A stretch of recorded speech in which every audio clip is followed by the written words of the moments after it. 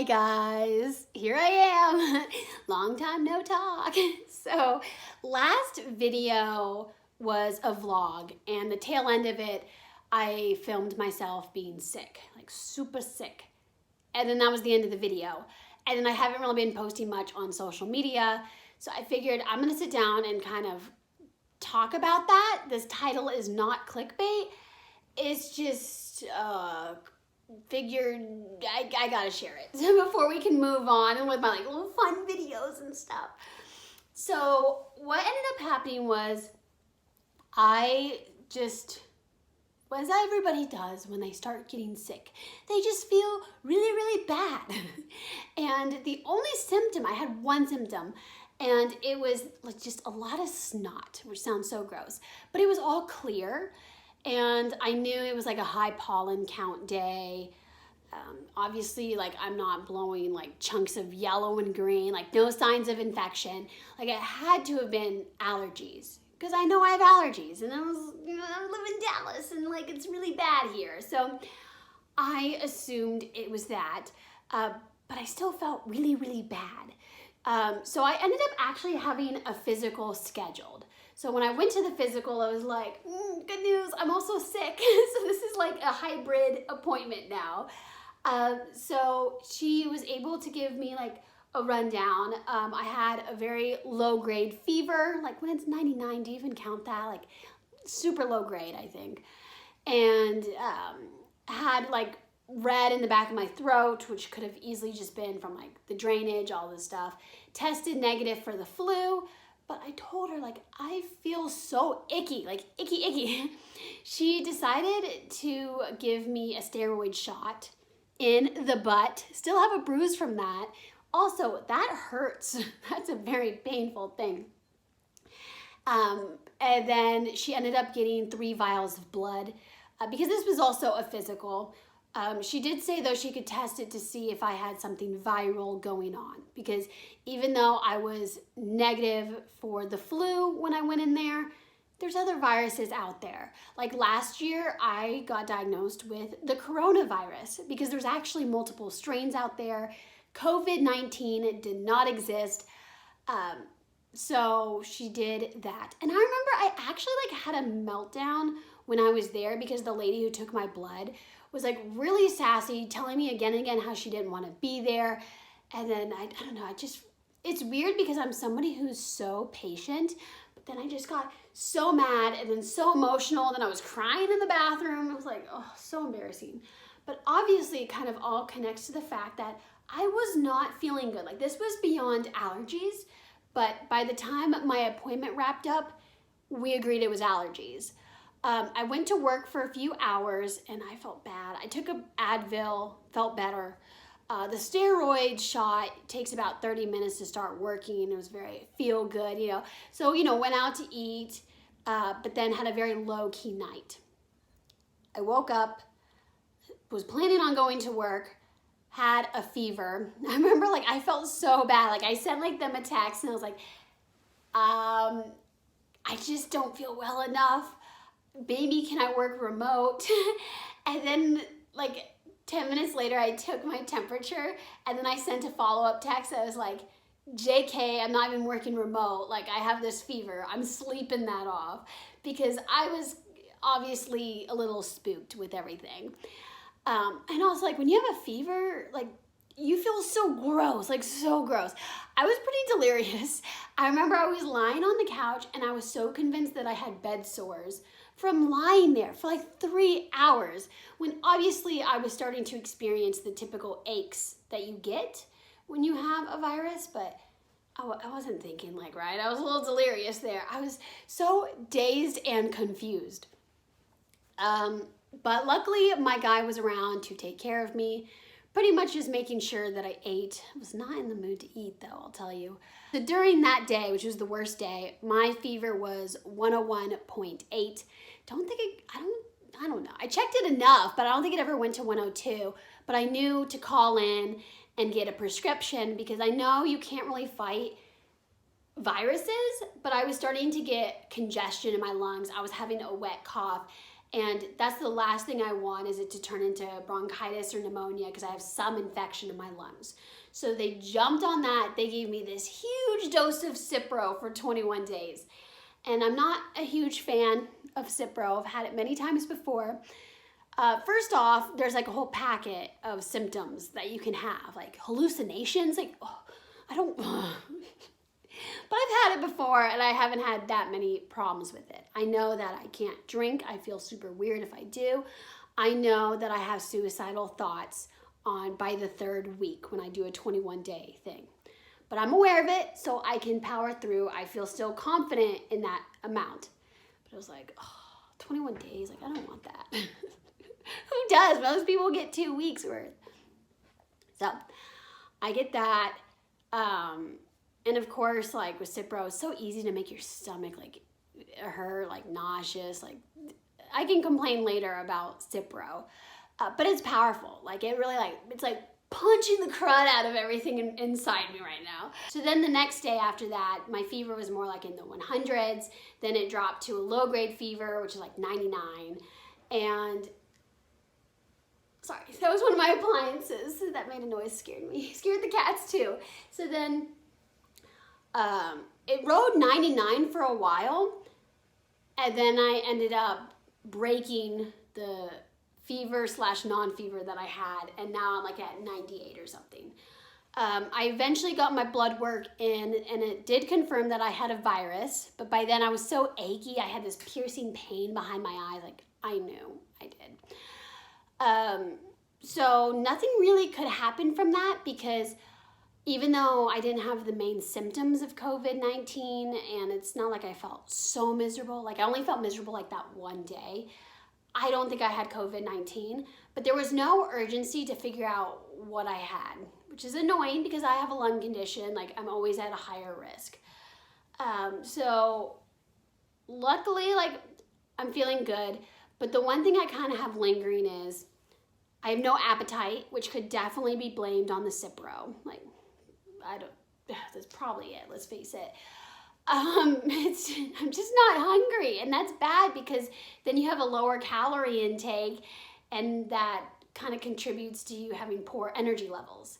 And that was the second thing I was going to talk about. I still had this ongoing fatigue, you know, sleeping in, doing my meds and my breathing treatments, then going back to bed and just napping all the time. Even when I walked around, I felt achy, like I needed to lie down or something. So now, since I am feeling better, it's been a while since I'm contagious, we kind of were wondering though, like, what did I end up having? Like, it really, really, really unlikely that I have COVID-19. But we do want to keep track about what's going on, what I had, this and that. Like, who wouldn't want to know? So like, we messaged in wondering if we could get some labs, because maybe on the tail end of this virus, we can still like see what virus I had, you know? And also wanting to give them a sputum sample, which that can be TMI way too fast. I don't want to go into detail there. But with my lung condition, it's something that they want to do. And it's really hard because so many times my cough is dry. So now I'm congested with a wet cough. Like, I can provide them something. Like, it just makes sense. But now Dallas has COVID-19 tests. They didn't last week, but now they do. And of course, this put them on the defense. They started freaking out, and they were telling me that they didn't want to do any labs. They basically didn't want me stepping foot on their campus until I went and got tested for COVID-19. Where was this concern last week when I actually was experiencing the virus? So I was like, what? Like, do you not understand? I just have like fatigue. I'm not like anything anymore. Like, I've been on the antibiotic for days. Like, I'm good. Yeah, they don't want me stepping foot on campus. They're freaking out. Like, they will no longer help me in any way until I get tested. And then they're telling me that they're working with the CDC. It doesn't help that my doctor was not in, this other doctor was, and that doctor used to be my doctor until I canceled it and moved doctors, because this doctor loves the drama. Like, he's very infamous on the forums online. He's like, I remember I ended up having mono, and he refused to test me for mono, which means I had all the symptoms of mono. I was a college kid. Are you kidding me? And instead, I ended up getting diagnosed with fatty liver disease and had to do 2 weeks of IV antibiotics. You don't need to do that when you have mono, okay? You just need to sleep and relax. So, oh, my cat is sneezing. That's so cute. Ooh. Anyway, so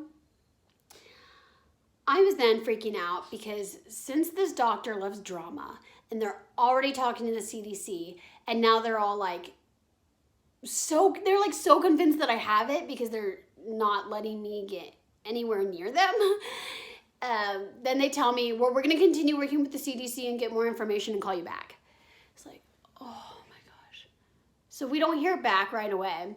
And then we're starting to freak out because we're like, oh my gosh, are they going to put us under quarantine? Because I don't know when it becomes official, like if it's the CDC having to declare it or they can declare it.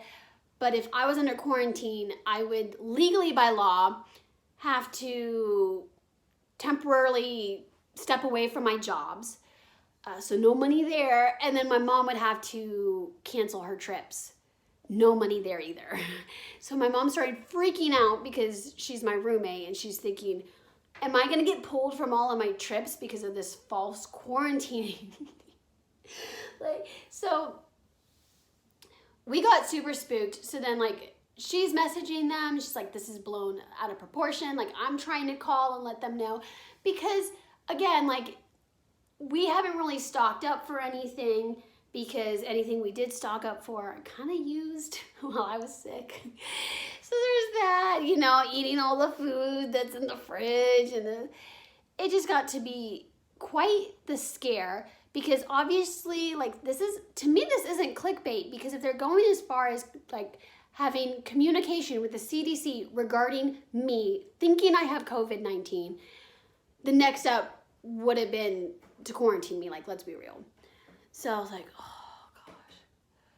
Luckily, we managed to get them to like get that out of their heads, to drop it. We were like no longer being responsive to them because I am fine now. Like who really knows what the future holds? I mean, it's not really a matter of if I get it, it's more like when I'll get it because it's just so easy to spread COVID-19.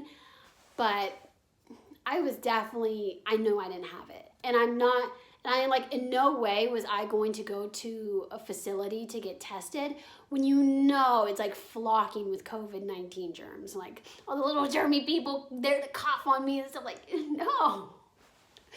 So I definitely did not feel supported by my clinic. I oftentimes do not feel supported by my clinic. So then now they were offering for me to come in and be seen by a nurse and get some labs. But now I just kind of, I don't know, I'm feeling better. My energy is better as I continue to like force myself to eat bigger meals. And I'm also it's awkward and embarrassing now because we had a little bit of a blowout with them. We needed to stand our ground, of course, because again, who wants to be falsely quarantined? So, and I figured, again, like, more days now have gone by. I don't know if I even test for any virus at all right now. If I'm feeling good, why don't I just stay in the house? So that is exactly what I'm doing. I'm glad that I'm feeling better though, so I can focus on YouTube and trying to get back at that. But there's my story. So I promise though to you guys, like you know me, I am someone that I really take precautions very seriously, and if I start to show any symptoms, I would get tested right away, be very transparent about it, and make sure that I stay away from people. And like, I'll be good about it, I promise. Like, you guys know me already. So, but that was crazy. So, yeah, I'm going to go, because I have more YouTubes to do. So thank you guys for watching and just listening to me. I don't know if you've ever had like a scare like this where it was almost as if you weren't believed and situation was like out of your control. But if you do share, because like I said, I'm just chilling at home and I'd like to read some good comments here. Give this video a like for getting healthy. Let's hope that when COVID-19 hits, that everything is all good. Like there's a little bit of a cough in my lungs. Like I want that to be completely gone. I want to be 100% for when I get hit. So I'm ready to take it on. But I definitely do have anxiety and have had cried over this because it's scary, very scary to me. Okay, well, subscribe to join the fam bam. I love you, I mean it. Bye.